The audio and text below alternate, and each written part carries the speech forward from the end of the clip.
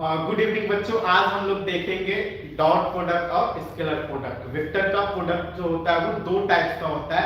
पहला होता है डॉट प्रोडक्ट जिसको हम लोग बोलते हैं स्केलर प्रोडक्ट, और दूसरा होता है क्रॉस प्रोडक्ट, उसको हम लोग बोलते हैं वेक्टर प्रोडक्ट। तो प्रोडक्ट ऑफ वेक्टर जो होता है या multiplication of vector, multiplication of vector वो दो टाइप्स का होता है। पहला होता है डॉट प्रोडक्ट और दूसरा होता है वेक्टर प्रोडक्ट।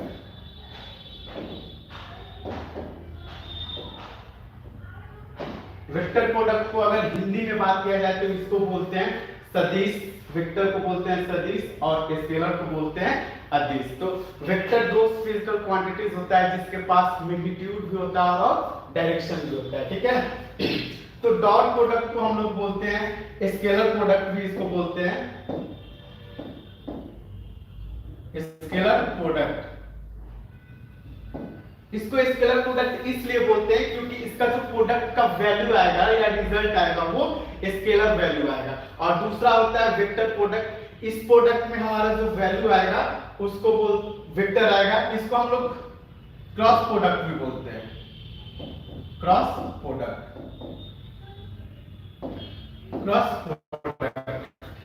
तो कंसीडर करते हैं हमारे पास दो वेक्टर है।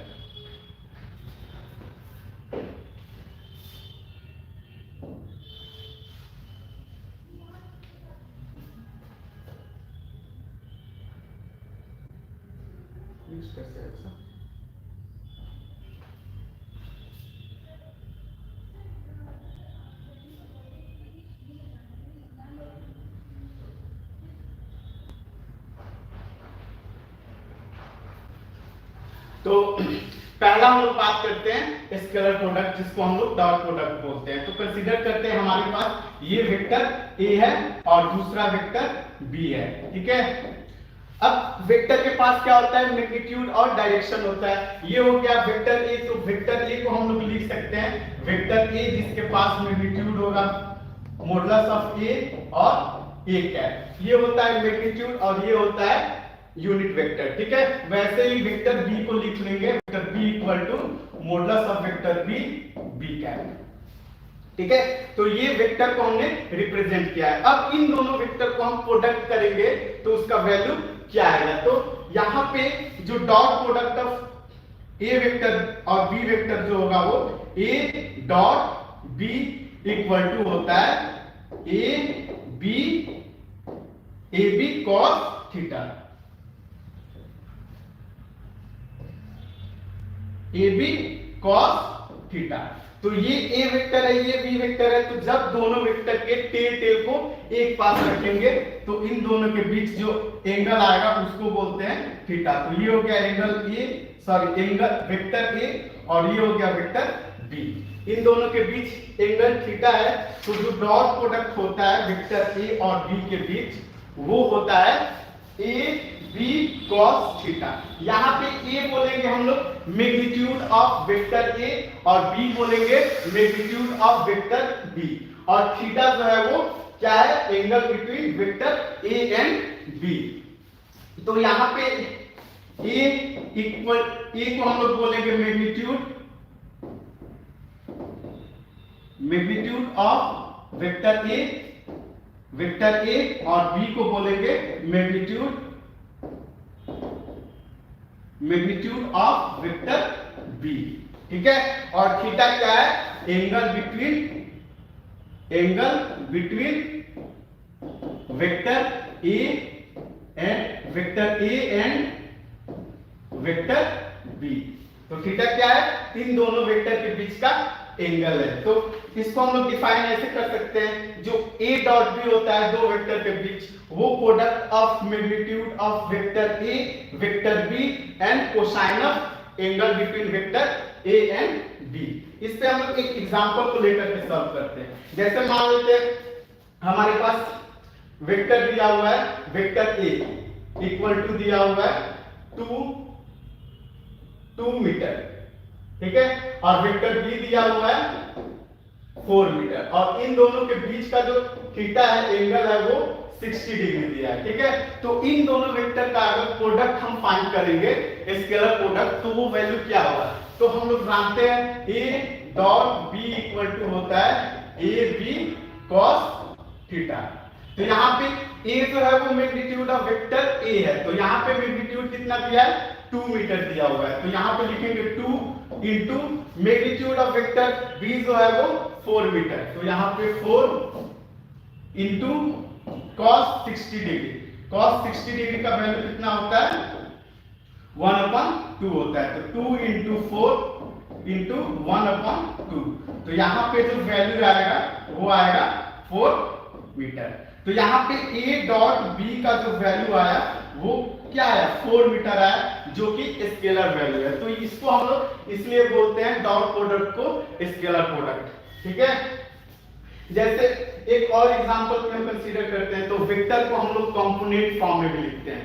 या तो अगर 2D में बात करें तो 2D में जो वेक्टर होता है वो along x एक्सिस में होता है और along y एक्सिस होता है। अगर 3D में हम बात करें तो जो वेक्टर होता है वो along x एक्सिस होता है, along y एक्सिस होता है और along z एक्सिस होता है। जैसे हम कंसीडर करते हैं वेक्टर A, ठीक है। A equal to ax i cap plus ay j cap plus az k cap. यहाँ पे ax जो है वो वेक्टर A का कंपोनेंट है along the direction of x, और ay क्या है? along the direction of y, और az क्या है? वेक्टर A का कंपोनेंट है along the direction of z vector, ठीक है। और दूसरा वेक्टर को हम कंसीडर करते हैं, दूसरा vector b equal to bx i cap plus by j cap plus bj k cap. ये जो वेक्टर है वो 3D में है, ठीक। तो यहाँ पे अगर हम पूछा जाए कि A डॉट B क्या होगा, तो इसको कैसे फाइंड करेंगे? तो यहाँ पे हो जाएगा A dot B equal to AB cos theta. तो देखो यहाँ पे मैग्नीट्यूड ऑफ वेक्टर A निकालना है और मैग्नीट्यूड ऑफ वेक्टर B, तो यहाँ पे वेक्टर A को लिख लेंगे,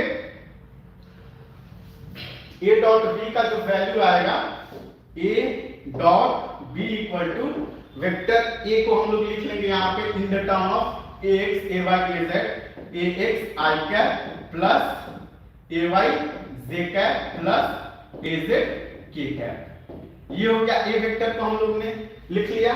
डॉट वेक्टर B को लिखेंगे तो वेक्टर B जो होगा वो हो जाएगा bx i cap plus by j cap plus bz k cap, ठीक है। तो अब इन दो वेक्टर का हम लोग को डॉट प्रोडक्ट फाइंड करना है, ठीक है।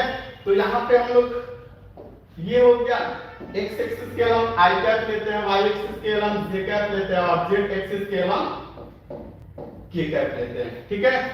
तो यहाँ पे जो यूनिट वेक्टर है i कैप j कैप और k कैप वो एक दूसरे के परपेंडिकुलर है, मींस इनके बीच जो एंगल बन रहा है वो कितना बन रहा है? 90 डिग्री बन रहा है, ठीक है।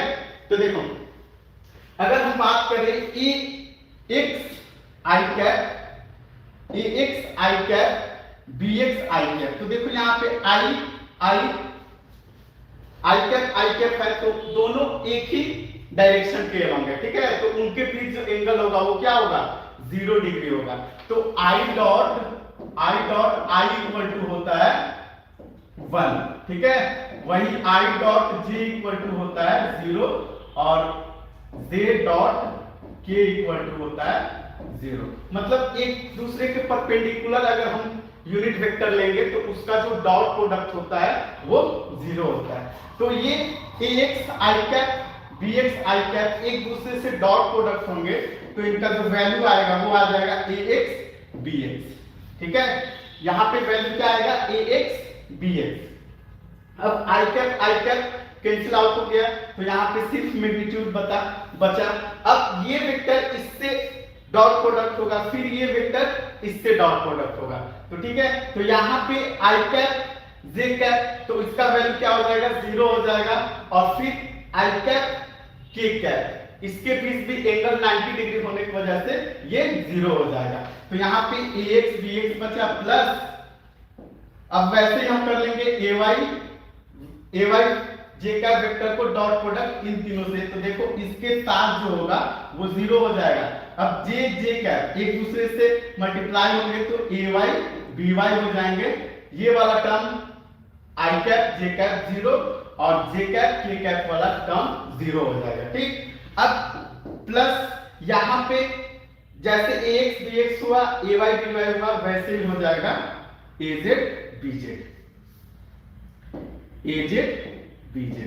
तो यहां पे a dot b equal to क्या आया, ax bx plus ay by plus az bz। इसको हम एक क्वेश्चन से समझते हैं और अच्छा से समझ में आएगा। जैसे मैं कोई वेक्टर ले लिया a equal to 2x, sorry vector a equal to 2i cap minus 3j cap plus 0 k cap. ठीक है, अनदर वेक्टर हमने लिया vector b equal to minus i cap plus 2j cap plus 3k cap. अब यहां से मैं पूछूं इन दोनों वेक्टर का डॉट प्रोडक्ट क्या होगा, तो यहां पे a डॉट b जो होगा वो सिंपल होगा, दोनों वेक्टर का जो i वाला कंपोनेंट है उसको प्रोडक्ट कर देंगे। तो यहाँ पे 2 इंटू माइनस 1 क्या हो जाएगा, 2 into minus 1 plus minus 3 into 2 plus 0 into 3। तो यहाँ पे 2 इंटू माइनस 1 माइनस 2 हो जाएगा प्लस माइनस 3 इंटू 2 कितना हो जाएगा माइनस 6। तो यहाँ पे ये वैल्यू आएगा माइनस 8, a डॉट b का वैल्यू क्या आया माइनस 8 वैल्यू आया। ठीक है, तो यहाँ पे हम लोग a डॉट b में देख रहे हैं, एक तो देख रहे हैं मैग्नीट्यूड ऑफ वेक्टर a और दूसरा मैग्नीट्यूड ऑफ वेक्टर b, और उन दोनों के बीच एंगल दिया रहेगा थीटा। तो अब इन दोनों में से एक तो डॉट प्रोडक्ट है, दूसरा मैग्नीट्यूड दोनों वेक्टर के मैग्नीट्यूड का प्रोडक्ट है। तो दो चीज दिया रहेगा, तीसरा चीज हम लोग को फाइंड करना है। जैसे कोई क्वेश्चन देगा कि what is angle between two vector, और दो वेक्टर दे देगा, उसका मैग्नीट्यूड फाइंड करेंगे, फिर दूसरे वेक्टर का मैग्नीट्यूड फाइंड करेंगे और उन दोनों वेक्टर के बीच के एंगल फाइंड करेंगे। ठीक है, तो इसी दो वेक्टर के बीच के हम लोग एंगल फाइंड करते हैं। वेक्टर a और वेक्टर b के बीच का एंगल कितना होगा इसको हम लोग फाइंड करते हैं। ठीक है, तो इसे मैं मिटा देता हूं।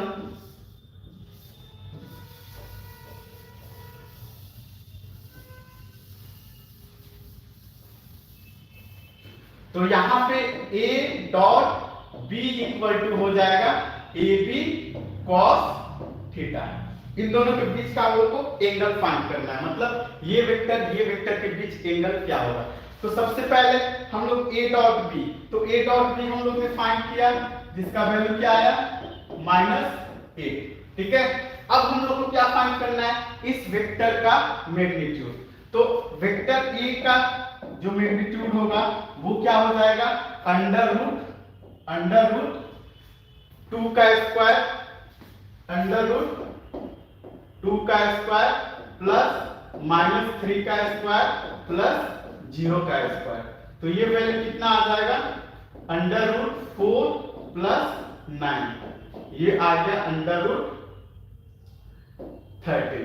ठीक है, वैसे ही हम लोग फाइंड कर लेंगे वेक्टर b का मैग्नीट्यूड। तो वेक्टर b का मैग्नीट्यूड क्या हो जाएगा, यहां पे हो जाएगा -1 का स्क्वायर प्लस 2 का स्क्वायर प्लस 3 का स्क्वायर। तो ये हो जाएगा अंडर रूट 1 प्लस 4 प्लस 9, तो ये हो जाएगा अंडर रूट 14। ठीक है, ये वैल्यू कितना आया अंडर रूट 14। तो मैग्नीट्यूड निकालना सिंपल है, क्या करेंगे जो भी कंपोनेंट होगा उसका स्क्वायर करके उसको रूट के अंदर रख लेंगे तो वो आ जाएगा हम लोग का वैल्यू मैग्नीट्यूड। ठीक है, तो हम लोग को फाइंड करना है इन दोनों के बीच का एंगल। तो यहाँ पे देखो a डॉट b का वैल्यू -8 आया इक्वल टू a का वैल्यू कितना आया रूट 13 और b का मैग्नीट्यूड का वैल्यू कितना आया रूट 14 cos थीटा।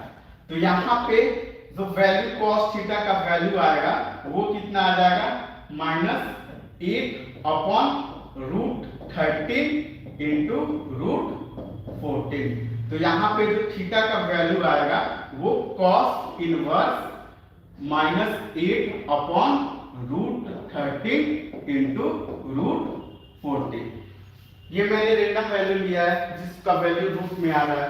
अगर क्वेश्चन बुक में दिया रहेगा तो उसका कुछ ऐसा वैल्यू देता है जिस पे हम लोग cos थीटा का वैल्यू फाइंड कर सकते हैं। ठीक है, तो ये आ रहा है थीटा का रिजल्ट।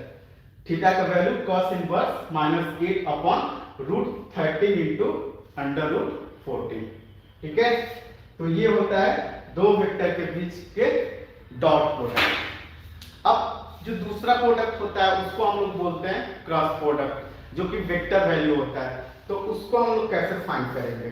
ठीक है, डॉट प्रोडक्ट के जो वैल्यू आया उसका वैल्यू स्केलर में आया और क्रॉस प्रोडक्ट का जो वैल्यू आएगा उसका वैल्यू आएगा इन द टर्म ऑफ वेक्टर। तो क्रॉस प्रोडक्ट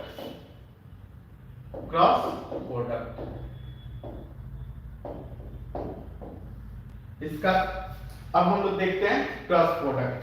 ठीक है, तो क्रॉस प्रोडक्ट जैसे दो वेक्टर दिया हुआ है, वेक्टर ए और वेक्टर बी, इन दोनों के बीच का जो एंगल है वो है थीटा। ठीक है, तो इन दोनों का अगर क्रॉस प्रोडक्ट फाइंड करना हो तो हम क्या करेंगे? तो यहाँ पे a क्रॉस b का जो वैल्यू आएगा वो a b sine theta n cap. अब ये जो वैल्यू होता है ना a b साइन थीटा वो स्केलर होता है। ठीक है, मींस मैग्नीट्यूड होता है। इन दोनों के क्रॉस प्रोडक्ट का जो वेक्टर आएगा उसका मैग्नीट्यूड होता है। ठीक है, और n कैप क्या होता है? ये एक यूनिट वेक्टर होता है जो दो वेक्टर जिस प्लेन में है ना उस प्लेन के परपेंडिकुलर लाई करेंगे। जैसे यहाँ पे a क्रॉस b हम लोग ने फाइंड किया a b sin theta n cap. तो देखो सिंपल हम लोग n कैप का जो डायरेक्शन है वो फाइंड करने के लिए राइट हैंड को यूज करेंगे। राइट हैंड को हम लोग फैला लेंगे ऐसे। अब क्या करेंगे? a क्रॉस b फाइंड करना है तो ये जो चारों उंगलियां है वो वेक्टर a की तरफ हम रखेंगे। ठीक है, क्रॉस मतलब वेक्टर a के एलोंग रख के हम क्या करेंगे? इसको मुड़ाएंगे। ठीक है, along the direction of b। तो ये a क्रॉस b, तो जो अंगूठा का डायरेक्शन आया वही आया n कैप का डायरेक्शन। तो n जो होता है वो यूनिट वेक्टर होता है। n क्या होता है? Unit vector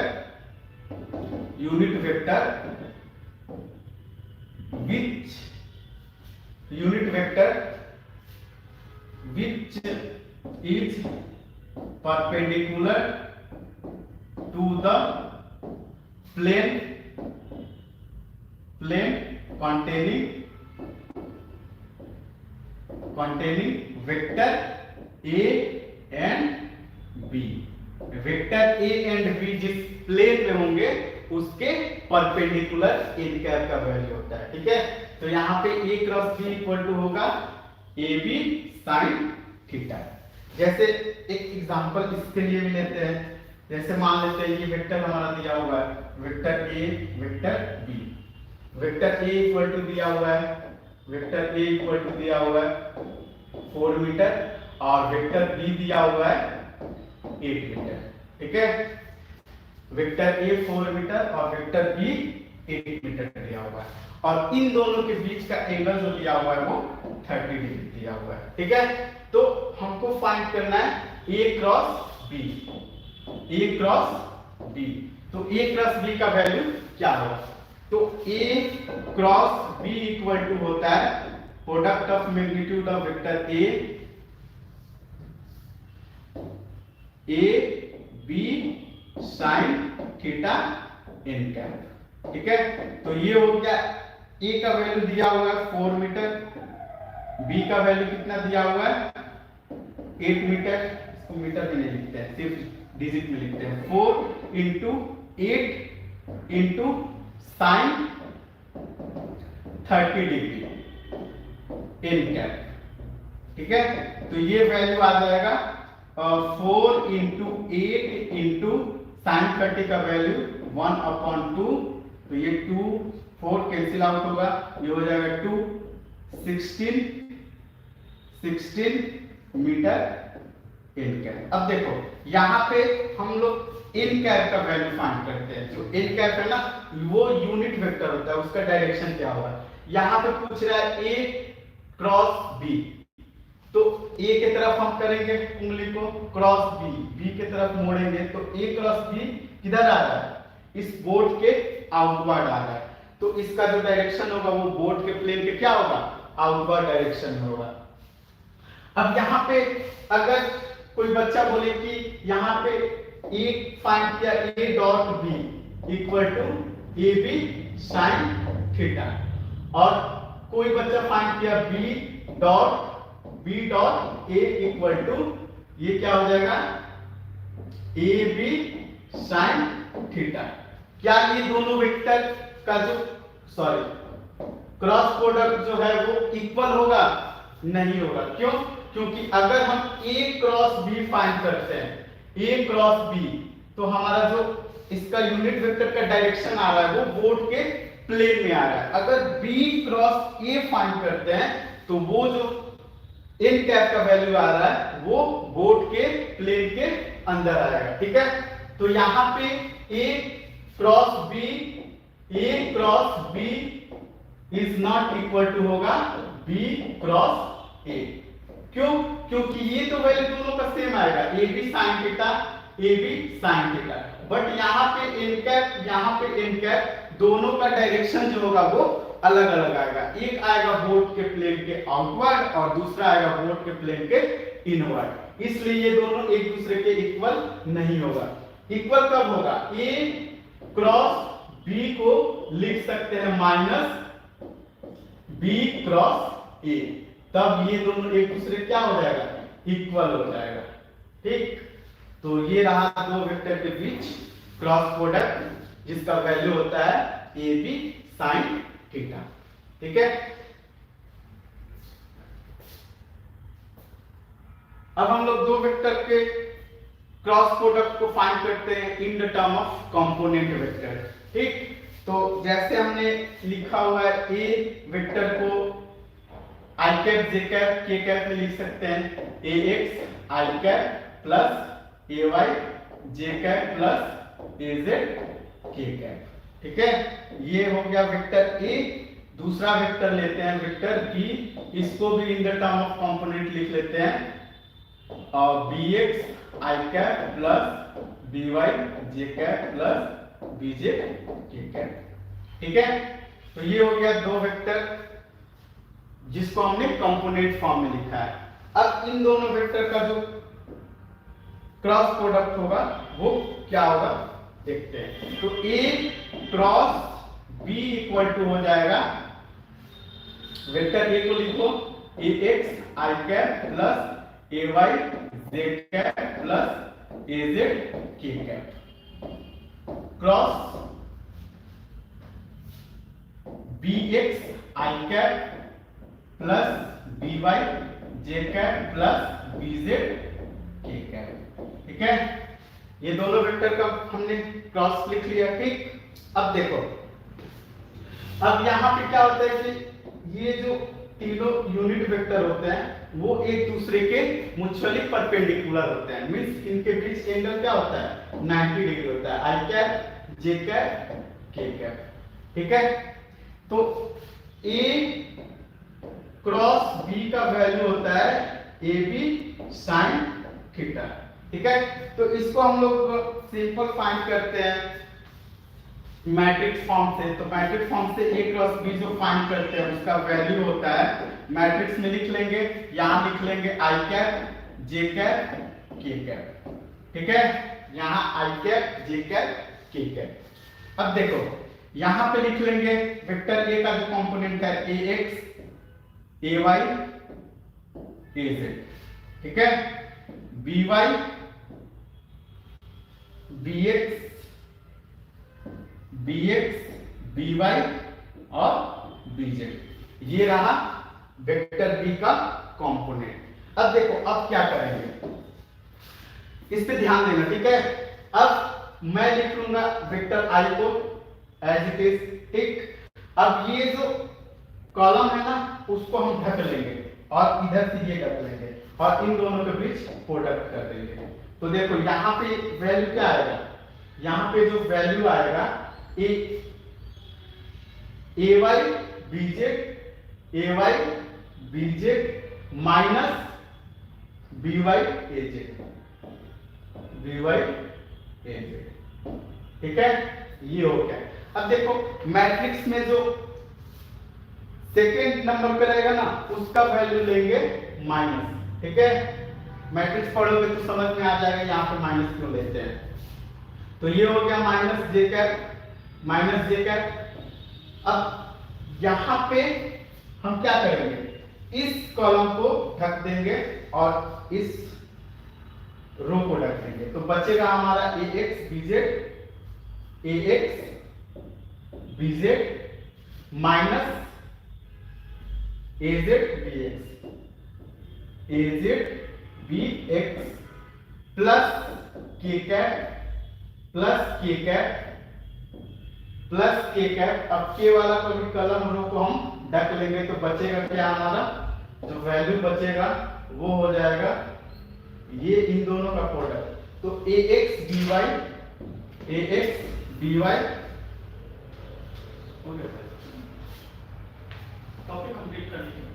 A x D Y, A x D Y minus A Y b x, minus A Y b x, ठीक है। यहाँ पे ए वाई बी एक्स है तो ये जो वैल्यू आएगा वही होता है क्रॉस प्रोडक्ट। अब देखो यहाँ पे अगर यूनिट वेक्टर की बात की जाए तो यहाँ पे सर्किल ड्रॉ करना, ठीक। सर्किल ड्रॉ करके आई जे के, ठीक है, आई जे के। अगर आई क्रॉस जे करते हैं तो के वैल्यू आता है, ठीक है। आई क्रॉस जे करते हैं तो वैल्यू के आता है। जे क्रॉस के करते हैं, जे क्रॉस के वैल्यू करेंगे तो बचा क्या, आई आएगा। वैसे ही के क्रॉस आई करेंगे, आई कैप इक्वल टू के क्रॉस आई कैप तो आएगा जे कैप। अगर हम क्लॉकवाइज मूव करें तो क्लॉकवाइज मूव करेंगे, जैसे ये हो गया क्लॉकवाइज, तो यहां पे जे क्रॉस आई का जो वैल्यू आएगा माइनस के आएगा, ठीक है। के क्रॉस जे का जो वैल्यू आएगा वो माइनस आई आएगा। आई क्रॉस के का जो वैल्यू आएगा वो क्या आएगा, माइनस जे कैप आएगा, ठीक है। तो यहां पे मैंने बताया A cross B equal to, A cross B equal to होता है माइनस बी क्रॉस ए के इक्वल, ठीक है। तो यहां देखो आई क्रॉस जे लिखा है तो के आया है, तो जे क्रॉस आई क्या आ जाएगा, माइनस के आ जाएगा। वही चीज मैंने यहां पे लिखा हुआ है, ठीक है। सिंपल हम लोग एक एग्जांपल से इसको समझते हैं। जैसे मान लो ए वेक्टर दिया हुआ है 2i cap plus 3j cap plus 3k cap. दूसरा वेक्टर दे दिया b vector equal to 0i cap plus 2j cap minus k cap. तो कुछ नहीं करोगे, क्या करोगे, एक a क्रॉस b फाइंड करना है, a क्रॉस b। तो ये बना लो मैट्रिक्स में, इसमें लिख लोगे i जे के, ठीक है, आई जे के। आई का कंपोनेंट क्या है, 2 3 3 0 2 -1। ठीक है। तो फर्स्ट रो कॉलम को हम लोग ढक लेंगे, तो ये हो गया आई हो गया, इन दोनों का प्रोडक्ट माइनस, तो 3 into minus one, 3 into minus one क्या हो जाएगा, 3 into minus one minus 3 into 2, ये हो गया। अब माइनस जे ब्रैकेट, जे वाला रो कॉलम को ढक लेंगे, तो 2 into minus one, 2 into minus one, 2 into minus one, 0 into 3, minus 0 into 3 plus के वेक्टर। अब के वाला को ड्रॉ और कॉलम को इसको भी ढकेंगे, तो क्या आ जाएगा, 2 इंटू 2, 2 इंटू 2 माइनस 3 इंटू 0। तो ये वैल्यू क्या आएगा, ये वैल्यू आ जाएगा I cap 3 into minus one minus 3, 3 into 2 minus 6 minus J cap minus 2, 0 into 3 0 हो जाएगा, प्लस के, ये हो गया 2 इंटू 2 4 माइनस 0। तो यहां पे जो वैल्यू आएगा वो माइनस 6 माइनस 3 क्या आ जाएगा, minus 9 I cap minus minus minus plus 2 J cap plus 4 K cap. ठीक है, तो ये वैल्यू आ गया ए क्रॉस बी। तो आज के लेक्चर में हम लोग ए क्रॉस बी तक के लिए देखते हैं, नेक्स्ट लेक्चर में हम लोग इसके आगे देखेंगे और क्वेश्चन को सॉल्व करेंगे। ठीक है, तो आज के लिए गुड नाइट।